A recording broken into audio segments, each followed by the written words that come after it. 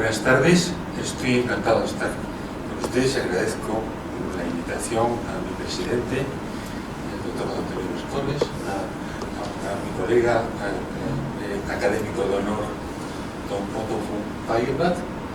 Y bueno, pues después de la exposición de José Antonio Rodríguez Montes, la gran pregunta es obligatoria la vacuna del COVID? ¿Puede ser obligatoria la vacuna del COVID, como es en otros países de Europa? La respuesta tiene que ser relativa y tiene que variar de país en país. Y es muy importante el afirmar que depende de cada ordenamiento jurídico el que la vacuna pueda ser o no ser obligatoria. Yo tendría que hablarles, y les hablaré, de la situación en España. Y la situación en España es clara. Una de las pocas cosas claras que hay es que la vacuna no puede ser obligatoria, no es obligatoria. No es obligatoria, aunque bueno, hay dudas, como pasa en todas estas grandes pandemias, en todas estas grandes periodos de sufrimiento. Pero hay un dato que dos datos, pero un dato que yo creo que es decisivo. Un primer dato es que hay una sentencia del Tribunal Supremo, como no, de mi antigua sección del Tribunal Supremo, que también, como decía el rector hace un momento, y no puedo dejar de aludir a su intervención, fue la sección del Tribunal Supremo que resolvió todos los recursos urgentes planteados durante la época más dura de la pandemia, y lo hicimos gracias a la deliberación telemática en la que yo participé en la Universidad de Distancia, y que ahora está establecida en las deliberaciones del Tribunal Supremo. Estuvo establecido durante más de un año y medio. Y que al final llegamos a la conclusión de que una deliberación judicial no puede ser, como decía José Antonio con relación a la relación paciente-médico, no puede ser no presencial, porque hay que ver la cara del colega, hay que discutir con él, hay que enfrentarse con él, y eso desde una comunicación telemática no es posible. Pero durante un año y medio resolvimos, no muchos casos, porque sorprendentemente en España los recursos que tuvo el Tribunal Supremo en la época más dura de la pandemia no fueron estimados, porque no eran recursos, los recursos más importantes eran recursos que tenía que resolver el Tribunal Constitucional, que se ha pronunciado ya hasta 3 veces diciendo que han sido inconstitucionales las medidas adoptadas por España en relación con la pandemia. Pero les decía que volviendo al tema de si la vacuna puede ser o no obligatoria, aparte de una sentencia del Tribunal Supremo reciente del mes de septiembre que se refiere a la ley del 2002, la ley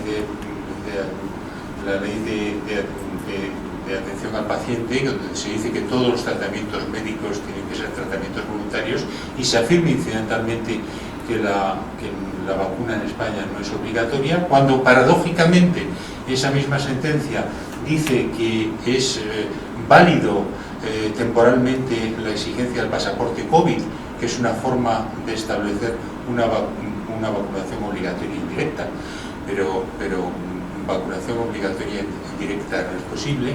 Les decía que hay otro dato que es importante para determinar que en España la vacuna no es obligatoria, y es una resolución del Tribunal Constitucional como respuesta a una impugnación del Gobierno de una ley gallega de sanidad. Las comunidades autónomas en esta época de pandemia han asumido un papel que no les corresponde, que es un papel de eliminación de derechos fundamentales. En España los derechos fundamentales son estatales y solamente pueden ser limitados por el Estado, y hay una ley gallega donde se estableció la vacunación obligatoria. Se establece la vacunación obligatoria en materia de COVID. Esa ley fue impugnada por el presidente del Gobierno ante el Tribunal Constitucional, pidiendo la suspensión de la ley, lo cual se puede hacer en España con las leyes autonómicas durante un periodo de 5 meses. El tribunal la suspendió automáticamente, pero pasando ese periodo de 5 meses es muy significativo si el Tribunal Constitucional mantiene o no mantiene la suspensión de la ley. Y pasados esos 5 meses, el tribunal ha mantenido la suspensión de la obligatoriedad de la vacuna en Galicia, diciendo que sería un daño irreversible el que hubiera personas que puedan ser vacunadas en contra de su voluntad y que posteriormente se declare inconstitucional, como yo espero que se declare inconstitucional, que una comunidad autónoma pueda establecer la obligatoriedad de la vacuna. Es decir, por lo que se refiere al derecho español, la vacuna no puede ser obligatoria, no es obligatoria, es voluntaria, y la ley de 2002, de la que deriva esa obligatoriedad, tiene un relieve europeo, porque es ejecución de un tratado internacional, que es el Convenio de Oviedo, para la protección de los derechos fundamentales, la asistencia médica, un convenio del Consejo de Europa, que es obligatorio para España desde el año 2000 y donde también dice que todos los tratamientos médicos son voluntarios y se pueden rechazar formalmente, se puede rechazar por escrito, ese rechazo por parte del paciente es secreto, no todos los datos referidos a la salud de las personas. Y entonces no es solamente una falta de obligatoriedad en España, sino también es una falta de obligatoriedad que tiene trascendencia europea. ¿Qué pasa con los países del Consejo de Europa? Hay otro dato importante que nos lleva al relativismo, del que hablaba mi presidente Antonio Bascones en su primera ponencia, y es una sentencia, en el caso Babricka y otros contra Chequia, muy reciente, del Tribunal Europeo de Derechos Humanos, ya estamos hablando de todo el Consejo de Europa, en un caso en el que se refería a la vacunación obligatoria para acceder a educación preescolar de unos chicos en Chequia. Pero ese caso es un caso resuelto por la Gran Sala del Tribunal Europeo de Derechos Humanos y es un caso en el que hubo múltiples intervenciones de personas que no eran parte, de muchos países, de 10 o 12 países, y que se resuelve en el mes de julio del año pasado, en julio del 2021. Y ahí el Tribunal Europeo de Derechos Humanos, que yo creo que coincide también con la solución que se ha dado en el Tribunal Supremo de Estados Unidos, dice que la vacunación obligatoria, directa o indirecta sería, por ejemplo, en España y en Europa, el llamado pasaporte COVID, afecta hasta 8 derechos garantizados en el Convenio Europeo de Derechos Humanos. ¿Se puede establecer la obligatoriedad de la vacunación? ¿Pueden los Estados miembros del Consejo de Europa establecer la obligatoriedad de la vacunación a pesar de esa afectación de esos 8 derechos fundamentales? El derecho a la vida, la libertad religiosa, la ley de protección de datos, la dignidad humana, la integridad física y un largo etcétera. Pues depende. Y ahí conecto también con la intervención que ha tenido el profesor Rodríguez Montes. Depende del tipo de pandemia. Depende de si la pandemia se transmite de persona a persona o no se transmite de persona a persona. Si se transmite de persona a persona hay mucho más riesgo.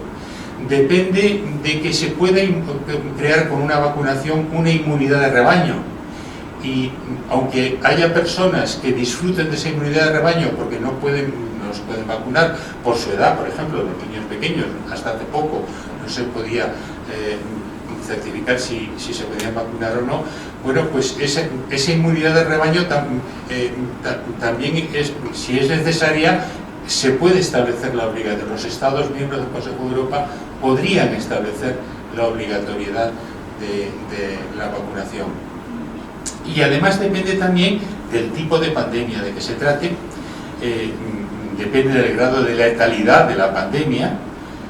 La pandemia del COVID es letal, pero no es tan letal como ha sido, por ejemplo, la llamada gripe española de 1918, que no era española, que surgió en Estados Unidos, pero que por la Primera Guerra Mundial se trasladó a todos los países, a los 5 continentes y mató a 100 millones de personas en poco más de un mes. Es decir, es la mayor pandemia de la historia de la humanidad. O la peste negra de 1340, por la que el cardenal Albornoz en el siglo XIV prácticamente se hizo con todos los territorios de Italia y posibilitó que el Papa volviese de Aviñón a Roma y creó el Colegio de Bolonia, volviendo, decía a mi colega portugués, que actualmente 650 o 600, casi 700 años después, como el Colegio de Bolonia se creó antes de que existiese España y antes de que existiese Portugal, hoy en día tienen acceso a realizar la tesis en Bolonia tanto los estudiantes españoles como los estudiantes portugueses, porque España y Portugal tienen el mismo origen y tienen la misma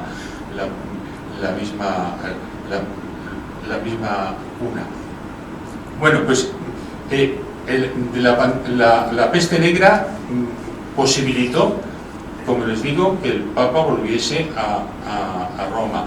En la gripe española de 1918 produjo efectos beneficiosos en algunas cosas, por ejemplo, el culto al deporte, el culto al aire libre, el culto al sol. El rey Alfonso XIII se infectó de la gripe española en 1919 y pues salió vivo de la gripe española y le concedió al Club Madrid el título de Real Madrid. Creó el Real Madrid Club de Fútbol como consecuencia de la gripe española. Y no solamente eso, sino que bueno, también una de las consecuencias negativas de la gripe española fue que el presidente de Estados Unidos, Wilson, no pudo participar activamente en el Tratado de Versalles, permitió que Francia e Inglaterra impusiesen sus condiciones a Alemania y sí, firmó prácticamente porque tuvo derrames cerebrales y también sufrió la gripe española cuando participó en el Tratado de Versalles y posibilitó la Segunda Guerra Mundial por las humillaciones que se produjeron sobre Alemania. Pero bueno, todas estas cosas hacen que todas las épocas de crisis, como se ha dicho también aquí, son épocas positivas. La peste negra fue una época que produjo resultados positivos. La gripe española ha producido resultados positivos filosóficamente, en la literatura, en el arte. Por ejemplo, en un tratamiento que se consideraba que era el tratamiento adecuado para la gripe, que era fumar el tabaco. Y desde 1920 se puso de moda el tabaco porque decían que era un potentísimo antigripal y hasta las señoras empezaron a fumar precisamente en 1920. ¿Cuál será el resultado de esta pandemia COVID? Pues uno de los resultados es el teletrabajo, la teledirección, una serie de cosas que todavía no podemos ver, pero volviendo al tema con el que había empezado. ¿Es obligatoria la vacuna? El Tribunal Europeo de Derechos Humanos dice que en caso de letalidad muy avanzada, en caso de que la letalidad, pues yo creo que el COVID no llega a ese tipo de letalidad, pero tuviéramos una letalidad parecida a la letalidad de la gripe del 18, podría ser obligatoria la vacuna. Y depende también, y eso es muy importante, de que cualquier obligatoriedad de un tratamiento médico tiene como contrapartida la exigencia de una responsabilidad patrimonial por los efectos secundarios que pueda producir la vacuna, cuestión de la que no se habla, pero que, por ejemplo, hablaba el juez Antonín Scalia en una sentencia del año 2011 en Prosbit y otros contra unos laboratorios, y decía el juez Scalia que en el siglo XX, en los últimos 70 años, las vacunas han tenido un éxito tan grande que nos han hecho olvidar las enfermedades y nos hacen recordar, ver los efectos negativos de las vacunas, pero precisamente las vacunas también han sufrido su propio éxito, porque donde hay más pleitos en el mundo es como consecuencia de los efectos adversos de las vacunas. E incluso legalmente se limita las indemnizaciones que se pueden pagar por esos efectos adversos de las vacunas.